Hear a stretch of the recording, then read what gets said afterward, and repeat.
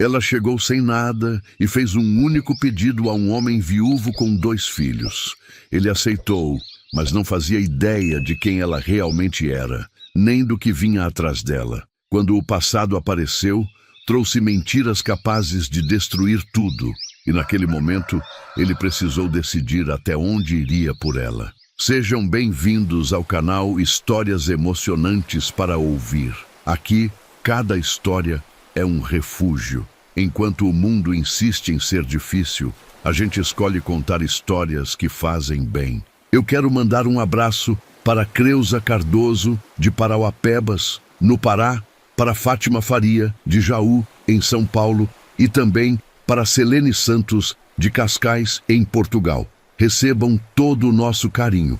É uma alegria enorme ter vocês aqui com a gente. Agora, vem comigo, que a nossa história vai começar. A casa carregava um cheiro persistente de mofo misturado a um silêncio forçado. O tipo de silêncio que não nasce da paz, mas do medo constante de errar.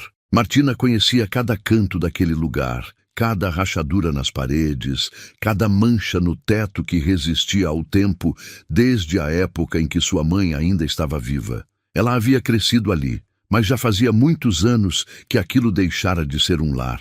Martina tinha 8 anos quando a febre levou Dona Ivone. Sua mãe partiu numa tarde de março, rápido demais para qualquer despedida, deixando Martina e o pai, Arthur, com um vazio no peito que o tempo nunca conseguiu preencher por completo. Arthur era um homem bom, mas frágil diante da solidão. 2 anos depois, trouxe Ondina Ferraz para dentro de casa, acreditando com uma esperança quase ingênua que estava reconstruindo um lar. Estava completamente enganado. Ondina chegou com malas bem arrumadas, perfume caro e um sorriso que jamais alcançava os olhos. Ela não queria uma enteada. Queria o sobrenome, queria a casa, queria tudo o que ainda restava dos bens. E quando ele morreu de infarto, 3 anos depois, Ondina ficou com tudo. E com Martina, que tinha apenas 13 anos e absolutamente nenhum lugar para ir. Ondina nunca levantou a mão contra Martina. Era inteligente demais para isso. O que fazia era mais sutil. E muito pior, ignorava com elegância, humilhava com palavras mansas e afiadas, cobrava com sorrisos frios que diziam mais do que qualquer grito. Martina lavava, limpava, cozinhava, passava e cuidava de tudo, sem receber em troca nada além de indiferença. Mas o pior não era a madrasta, era Thalita. Martina havia criado aquela menina desde o primeiro dia de vida, filha de Ondina com seu pai. Trocou fraldas, deu banho, cantou canções de ninar nas madrugadas em que o medo visitava o quarto pequeno. Ensinou as primeiras letras, segurou sua mão no primeiro dia de escola, esteve presente em cada pequeno passo. Amou aquela criança como se fosse sua irmã de verdade. Porque no fundo era exatamente isso que ela era. Mas Thalita tinha 16 anos agora e havia aprendido com a própria mãe a olhar para Martina como se ela não fosse nada além de poeira no chão. "Você vai lavar essa louça ou precisa que eu chame a minha mãe?" disse, jogando o prato sujo na pia com descaso, sem sequer se dignar a encarar Martina nos olhos. Martina não respondeu. Aprendeu cedo que naquela casa palavras custavam caro demais. Naquela noite, ela se deitou no colchão fino do quarto dos fundos, um espaço menor que o banheiro de Ondina, coberta por um lençol gasto, com o teto rachado acima da cabeça, como se refletisse tudo o que ela sentia por dentro. Ficou olhando para o escuro por um longo tempo, em silêncio. Sentia o peso dos seus 27 anos afundar no peito, pesado como uma pedra lançada no fundo de um rio. Ela chorava todos os dias, sempre em silêncio, sempre escondida, com o travesseiro pressionado contra o rosto para abafar qualquer som que pudesse denunciar sua dor. Mas naquela noite foi diferente. No meio do choro, algo dentro dela mudou, endureceu, como um galho que se curva sob a força da tempestade, até o momento em que simplesmente não dobra mais. Ela não sabia para onde iria, não tinha plano, nem destino. Só sabia de uma coisa: não dava mais para ficar. A feira livre de Três Cantos acontecia todas as quintas-feiras, ocupando a praça central com barracas de legumes frescos, queijos artesanais, ervas, mel e o burburinho constante de gente que sempre tinha algo novo para contar. Martina ia toda semana, não por vontade, mas por obrigação. Ia porque Undina mandava, sempre com uma lista nas mãos, um dinheiro contado e o aviso claro de que o troco precisava voltar completo. Naquela quinta-feira, o sol caía pesado sobre a feira e a fila da barraca de verduras parecia não sair do lugar. O cheiro doce das mangas maduras misturava-se ao da terra úmida nas caixas de legumes.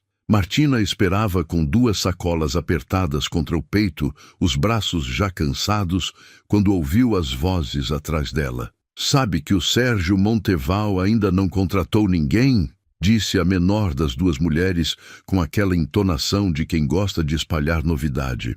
"Não contratou mesmo", respondeu a outra, balançando a cabeça devagar.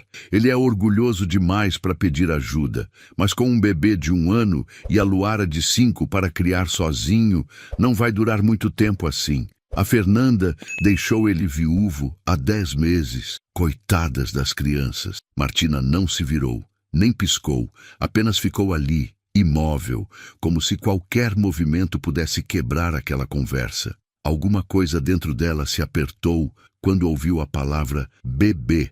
Um aperto antigo, profundo, daqueles que não passam com o tempo. "E onde fica a fazenda dele?" perguntou uma terceira mulher, aproximando-se da conversa. "No final da Estrada Velha, depois do Córrego do Sossego, a Fazenda Bruma." Martina baixou os olhos para as próprias mãos, marcadas pelo trabalho e pelo frio das madrugadas. Memorizou cada palavra com a atenção silenciosa de quem sabe reconhecer uma chance quando ela aparece. Ela não sabia quem era Sérgio Monteval. Não sabia se ele era um homem bom ou duro, se tinha paciência ou se gritava, se tratava bem quem trabalhava para ele. Mas sabia de uma coisa. Havia 2 crianças, e havia uma necessidade real, e pela primeira vez em muito tempo, aquela informação parecia abrir uma fresta de caminho diante dela. Era o suficiente. Naquela noite, Martina arrumou uma pequena mala de couro que já estava gasta nos cantos. Colocou dentro 2 mudas de roupa bem dobradas, as únicas que tinha em melhor estado. Depois, tirou debaixo do colchão a fotografia antiga da mãe, já desbotada pelo tempo, e passou o polegar sobre o rosto da mulher na imagem, como se pudesse sentir novamente o calor de um abraço que já não existia.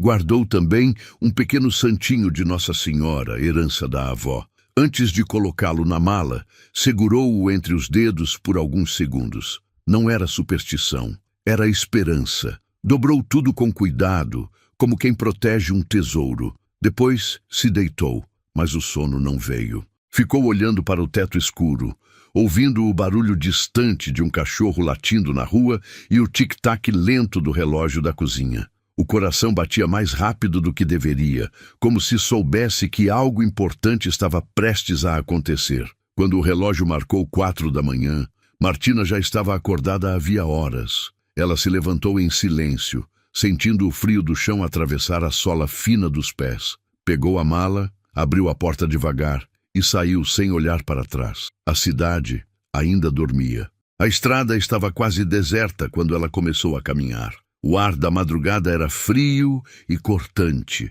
e o céu tinha aquele tom roxo profundo que antecede o amanhecer. Quando chegou ao pequeno posto de gasolina na saída da cidade, um caminhão estava parado perto da bomba. O motorista terminava de encher o tanque para seguir viagem. Martina respirou fundo antes de se aproximar. "O senhor vai pela Estrada Velha?" perguntou, segurando a mala com firmeza. O homem a observou por um momento, talvez estranhando ver uma mulher sozinha àquela hora. "Vou. Pode me deixar perto do Córrego do Sossego?" Ele não fez perguntas. Apenas abriu a porta do caminhão. O motor roncou forte quando o veículo voltou para a estrada. O céu ainda estava escuro quando partiram, mas no horizonte já começava a nascer uma faixa clara de luz. Martina ficou em silêncio durante todo o caminho, observando a estrada de terra passando depressa pela janela. Sentia o estômago apertado. metade medo, metade esperança. Quando o motorista apontou para a frente, o dia já clareava. "É ali", disse ele. Ao longe, o portão de madeira surgia entre as árvores.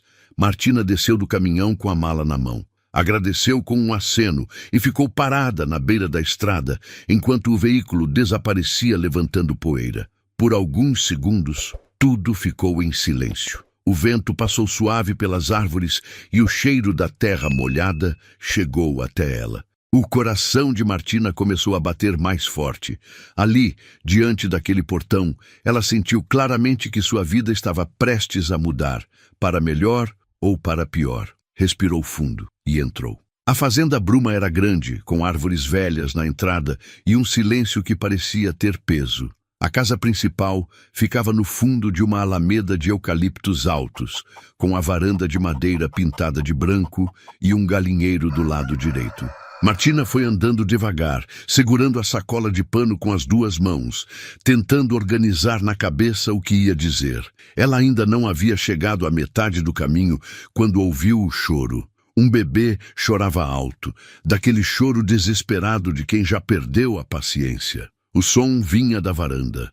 Ela apressou o passo e, quando dobrou a curva entre as árvores, viu o homem. Sérgio Monteval era alto, de ombros largos e braços de quem trabalha com a terra. Tinha a camisa aberta até o meio do peito e um bebê vermelho de choro no braço esquerdo, balançando sem conseguir acalmar. Do lado dele, uma menina puxava a calça do pai com as duas mãos, pedindo atenção com toda a força dos seus 5 anos. Sérgio tentava encaixar uma mamadeira com a mão livre e fracassava com a paciência que lhe restava.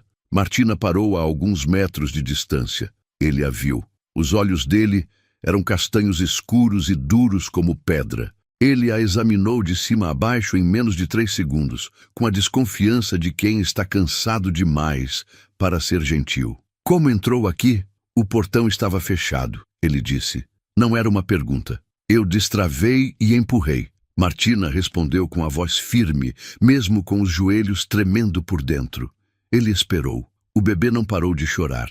Martina respirou fundo e disse a frase que havia ensaiado mentalmente no caminhão, na madrugada fria, enquanto o céu ainda estava roxo lá fora. "Se o senhor deixar eu ficar, eu cuido dos seus filhos." O silêncio que se seguiu foi longo e pesado. A menina parou de puxar a calça do pai e olhou para Martina com os olhos arregalados de curiosidade. O bebê chorou mais alto. Sérgio a encarou por um tempo que pareceu durar demais e perguntou: "Tem alguma experiência com crianças?" "Tenho sim, senhor. Eu praticamente criei minha irmã. Sei lavar, passar, cozinhar, limpar e cuidar de crianças." Ele não disse nada, apenas abriu a porta e deu sinal para que ela entrasse. Sérgio Monteval era um homem de poucas palavras e muitas regras.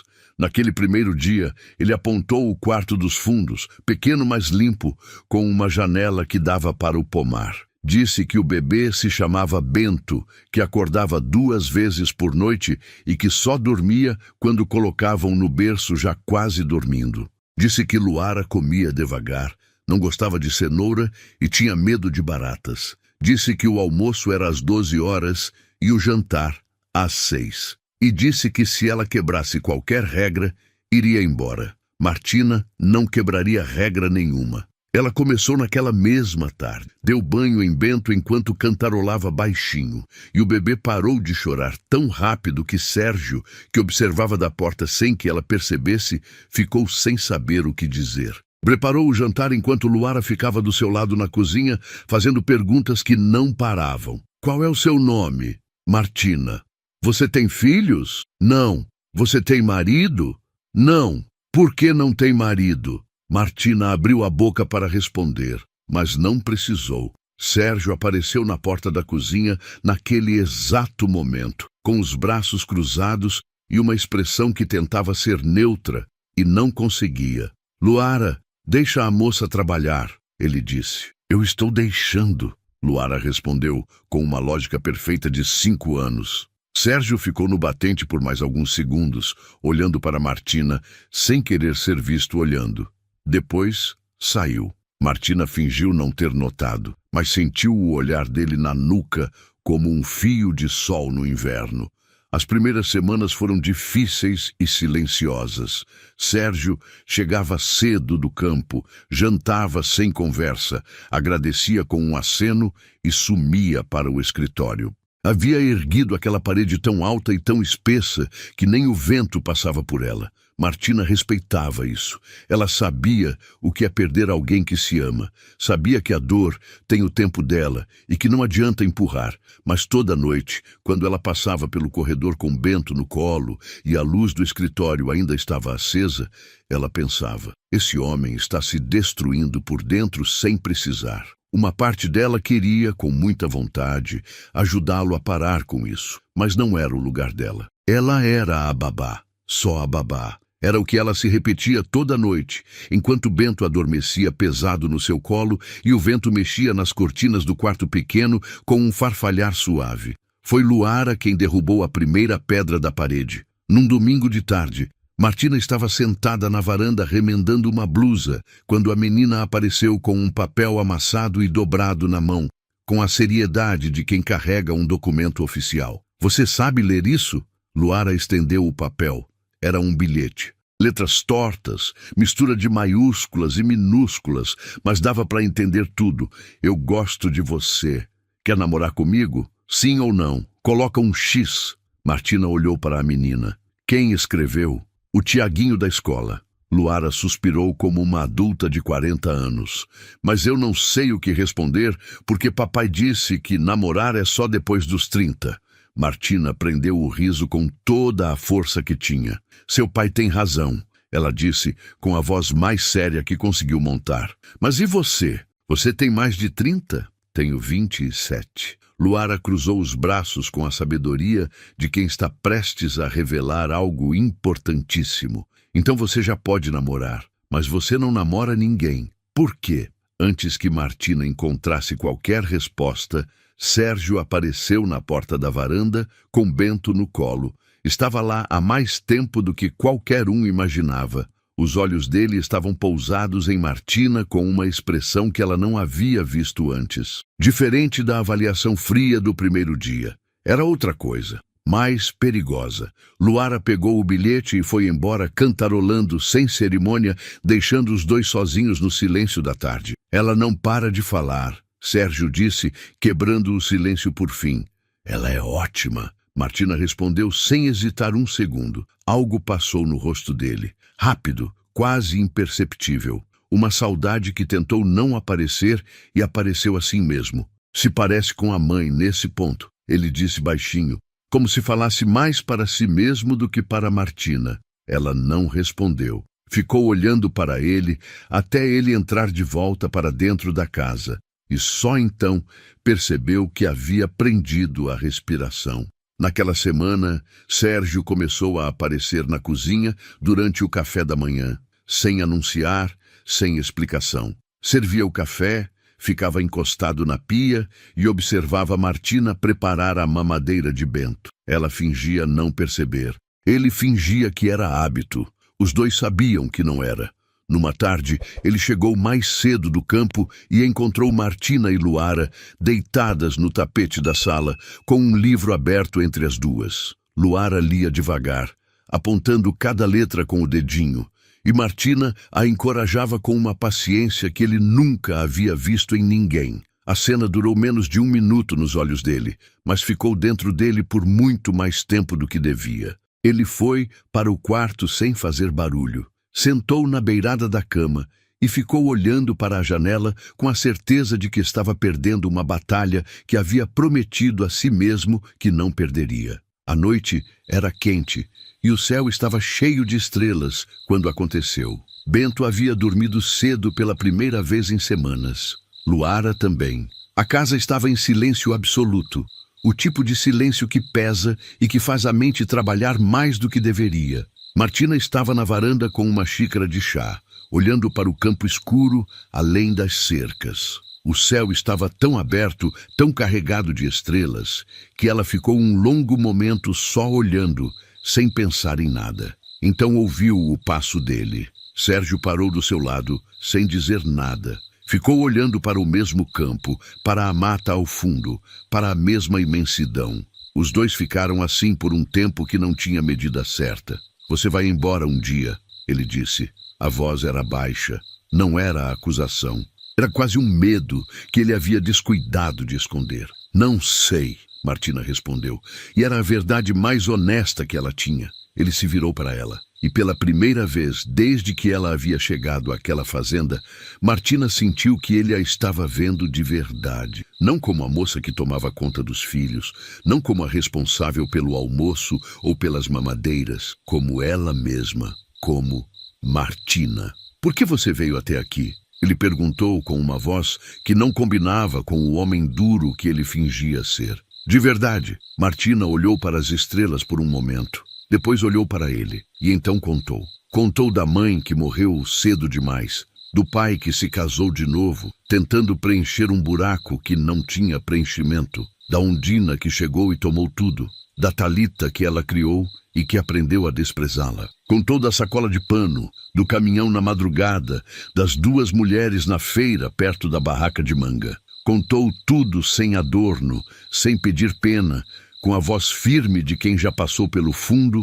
e voltou. Sérgio ouviu cada palavra sem interromper uma única vez. Quando ela terminou, o silêncio voltou. O vento mexeu nas folhas do pomar com um sussurro suave. Você não deveria ter passado por nada disso, ele disse. Era uma frase simples, mas foi a primeira vez em muitos anos que alguém disse para Martina que o que ela havia vivido era injusto. Ela sentiu os olhos arderem. Ele se aproximou devagar, como quem não quer assustar. Quando estava perto o suficiente para ela sentir o calor do braço dele, levantou a mão e afastou um fio de cabelo do rosto dela com o polegar.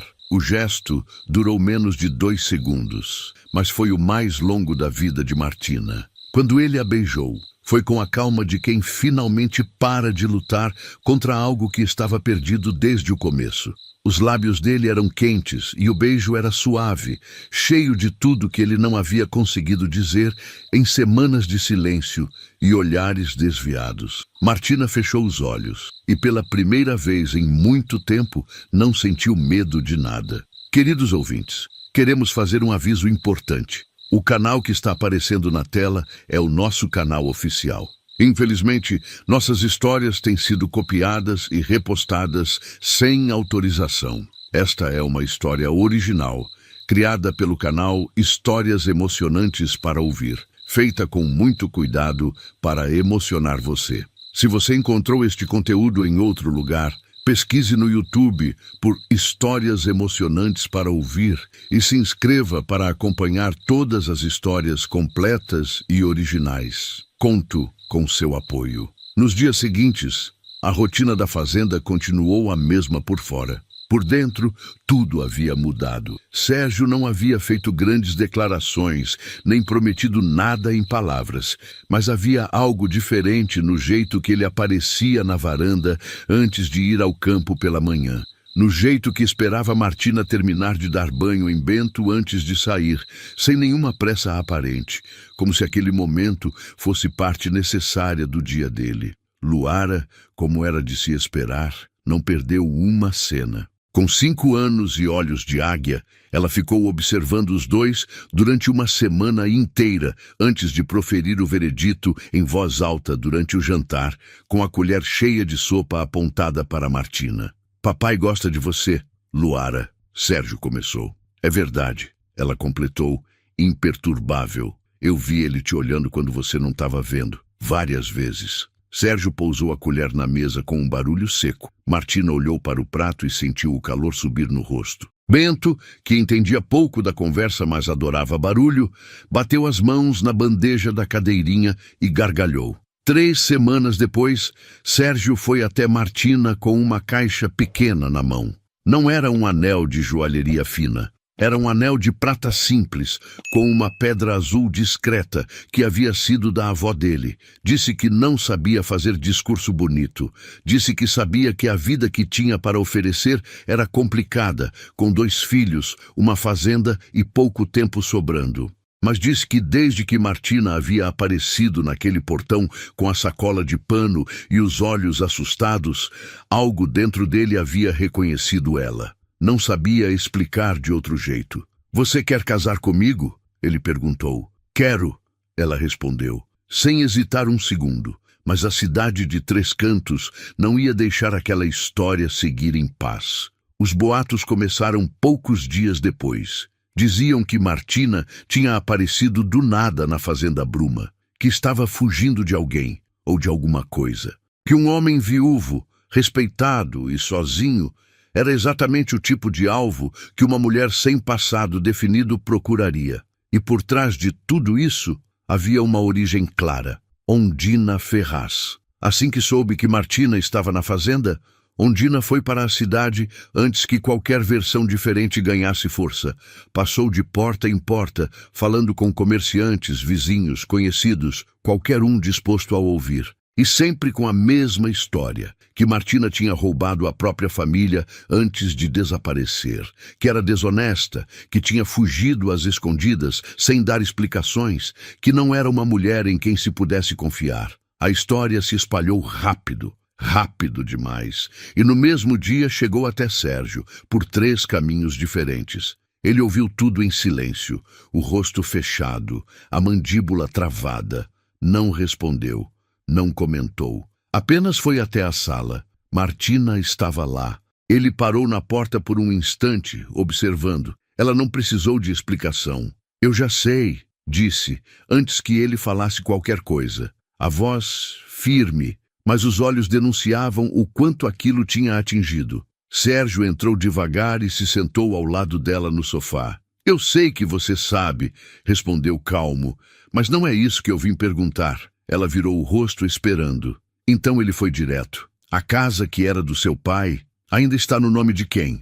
Martina nunca havia tido forças para pensar nisso. Nunca havia achado que tinha direito a alguma coisa. "Não sei", ela admitiu baixinho. "Então é o que a gente vai descobrir", ele disse.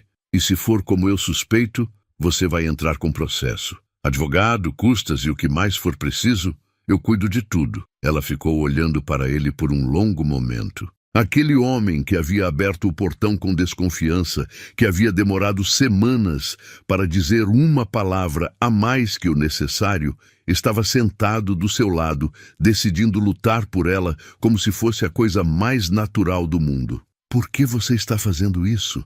ela perguntou baixinho. "Porque é justo", ele respondeu. "E porque ninguém vai falar mal da mulher que vai se casar comigo." O peito de Martina apertou de um jeito que ela não tinha nome para descrever. O advogado que Sérgio contratou era minucioso e experiente. Em poucas semanas, ao analisar os registros, ele encontrou algo que mudou completamente o rumo da história. A casa não estava no nome de Arthur. A casa havia sido herdada por Dona Ivone, mãe de Martina, antes do casamento e sempre permaneceu exclusivamente em seu nome.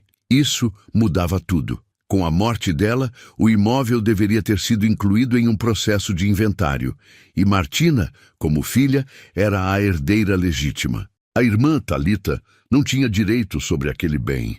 Era filha apenas do pai, sem qualquer vínculo com a proprietária da casa. Mas nada disso havia sido feito. Na época, Martina ainda era menor de idade, e mesmo assim apareceu um documento transferindo o imóvel para Ondina, sem que Martina tivesse sido representada legalmente e sem qualquer garantia formal dos direitos dela. Para o advogado, aquilo era claro. Havia fortes indícios de irregularidade. Ele entrou com a ação judicial para reconhecer o direito de Martina e contestar a validade daquele documento. O processo seguiu seu curso, e após a análise das provas, o juiz reconheceu que Martina era a única herdeira legítima daquele imóvel e que seus direitos não haviam sido respeitados. A decisão saiu. A sentença saiu numa manhã de setembro. Martina estava sentada na sala de espera do fórum, com as mãos unidas no colo e a respiração contida. Sérgio estava ao seu lado, com o braço em volta dos ombros dela, imóvel como uma rocha. O advogado saiu pela porta com um sorriso largo. "Ganhou", ele disse. Martina fechou os olhos por um instante, respirou fundo. E quando os abriu, havia algo diferente nela. Uma leveza que ela nunca havia sentido em 24 anos de vida. Ondina Ferraz perdeu a casa, perdeu os móveis, perdeu a reputação que havia passado anos construindo em cima de mentiras. Thalita, envergonhada com as ações da mãe, foi morar com uma tia em outra cidade sem se despedir de ninguém. Ondina ficou sem nada, exatamente como havia deixado Martina por anos. Martina não sentiu prazer naquilo, sentiu justiça, e são coisas muito diferentes. Ela vendeu a casa logo depois. Não precisava mais daquilo. Seu lugar já estava decidido. O casamento aconteceu numa tarde de outubro, na sede da Fazenda Bruma, com as flores do jardim que a própria Martina havia plantado meses antes. Luara foi a dama de honra, com um vestido lilás e um buquê de margaridas, que ela mesma escolheu com toda a seriedade possível. Bento dormiu no colo da madrinha durante a cerimônia inteira e só acordou no exato momento do sim, como se também quisesse testemunhar aquilo. Sérgio segurou as mãos de Martina diante do padre e a olhou de um jeito que ela iria guardar dentro de si para o resto da vida. "Você chegou no meu portão sem nada", ele disse baixinho antes da cerimônia começar, "e trouxe tudo o que eu precisava." Martina não conseguiu responder. Só apertou as mãos dele com tudo que tinha.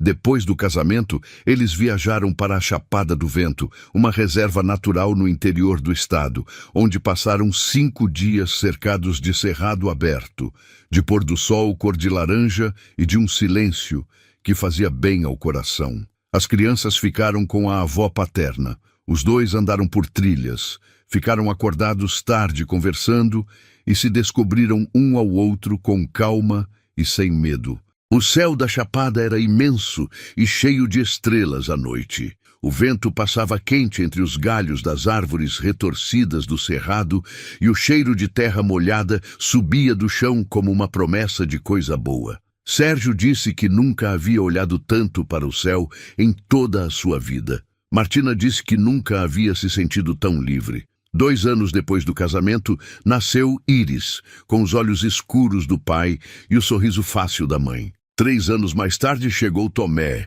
que logo mostrou que iria dar trabalho e alegria em doses iguais. A casa ficou pequena de barulho bom. Luara cuidava dos irmãos mais novos com uma seriedade adulta e um carinho de criança. Bento cresceu forte e parecido com o pai, mas com o riso fácil que havia herdado da mãe adotiva. E Martina Monteval, que havia chegado com uma sacola de pano e o coração partido, acordava todos os dias naquela fazenda e olhava para tudo ao redor com a certeza quieta de quem encontrou o lugar certo no mundo. Quando Martina disse, "Se o senhor deixar eu ficar", ela não estava pedindo um emprego, estava pedindo uma chance de recomeçar. E Sérgio, sem saber, também precisava de alguém que ficasse. A coragem de pedir pode abrir portas que o orgulho sozinho nunca conseguiria. Essa história tocou o seu coração? Conta pra gente nos comentários o que você mais gostou. A sua opinião faz toda a diferença para o canal. Se você ainda não se inscreveu, venha fazer parte da nossa família.